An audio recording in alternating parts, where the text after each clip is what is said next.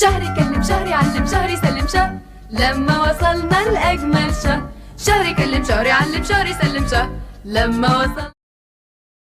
يا بنت يا نور هاتي طبق الكنافة خلينا نحلي بعد الفطار. أنتم الآن مع موعد طبق الكنافة، إحدى أطعمة الملوك المميزة جدا في شهر رمضان. الكنافة واحدة من أشهر وأهم أطباق الحلويات اللي لازم تبقى موجودة على سفرة المصريين في شهر رمضان. والمحلات اللي بتعمل الكنافة بنسميه كنفاني، بيظهروا وبينتشروا جدا في شهر رمضان. الكنافة ليها تاريخ طويل معانا، بيرجع لأكتر من 1000 سنة.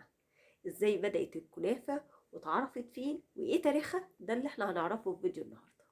وفقا للكتاب دكتور أحمد المنزلاوي شهر رمضان في الجاهلية والإسلام، في روايات كتيرة متعلقة بالكنافة وظهورها.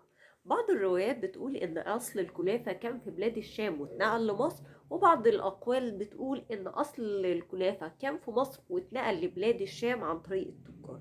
الكنافة من أهم الأطباق بتبقى موجودة على مائدة الملوك والأمراء في بلاد الشام. فالرواية الأولى المتعلقة بظهور الكنافة في بلاد الشام هو إن بعض الناس بترجح إن صانعي الكنافة ابتكروها خصيصا لمعاوية ابن أبي سفيان أول خلفاء الدولة الأموية، وهو علشان ما يشعرش بالجوع في نهار رمضان. لما اشتكى لطبيبه بأن هو بيشعر بالجوع لأن معاوية كانت من الناس المحبة للأكل، فوصف له ان هو وصف له الكنافة في السحور علشان تقلل شعوره بالجوع طول نهار رمضان. فبيعتبر معاوية ابن أبي سفيان هو أول من ابتكر الكنافة من العرب، وحتى ارتبط اسمها باسمه فكانت بتسمى كنافة معاوية. وفي رواية أخرى بتقول إن الكنافة صنعت خصيصا لسليمان ابن الملك الأموي. لكن المؤرخين الإسلاميين كان ليهم رأي تاني، وإن الكنافة صنعت في مصر الأول وبعد كده اتنقلت لبلاد الشام، وده كان في العصر الفاطمي لما قرر الخليفة المعز لدين الله يدخل مصر، وده كان في رمضان في ليلة الخامس من رمضان. فالمصريين حبوا يرحبوا بالخليفة ويقدموا له بعض الهدايا والحلويات، وساعتها قدموا له الكنافة كطبق من الحلويات للترحيب بيه. ومن هنا ارتبطت الكنافة بمصر الأول وبعد كده انتشرت إلى بلاد الشام. والرواية التانية المتعلقة بتاريخ الكنافة في مصر بيرجع إلى جوهر الصقلي اللي بنى مصر وهو إحدى قادات الدولة الفاطمية. فحسبما ذكر الكاتب محمد الفقي إن جوهر الصقلي قبل ما يتباع كمملوك إلى الخليفة المنصور بالله كان بيشتغل صانعا للحلويات في صقلية، وأكتر الحلويات اللي اشتهر بيها هي صناعة الكنافة، عشان كده اللي بنى مصر كان في الأصل حلويات.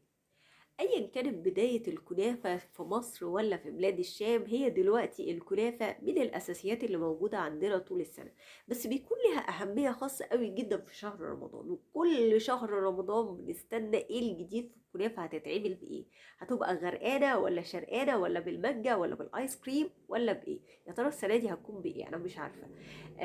طبعا اهل الشام ابدعوا في صناعة الكنافة بالقشطة، وليهم أشكال تانية العصفلية والمفروكة والمبرومة.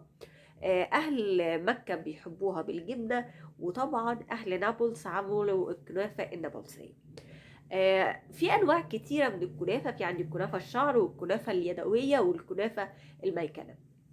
ورغم ان التكنولوجيا دخلت على الكنافة وصناعتها، الا ان ما زالت الكنافة اليدوية بتلاقي قبول عند الناس كتير قوي. وبنيجي في شهر رمضان نلاقي فيه شوادر بتتعمل عشان يعمل الكنافة. حلقة النهاردة في قوله تعالى: قالوا أتعجبين من أمر الله لمن وجهت الملائكة هذه الكلمات. في قوله تعالى: قالوا أتعجبين من أمر الله لمن وجهت الملائكة هذه الكلمات. الحمد مساء الفل. إلى اللقاء يا أصدقائي، أشوفكوا بكرة في الفزورة.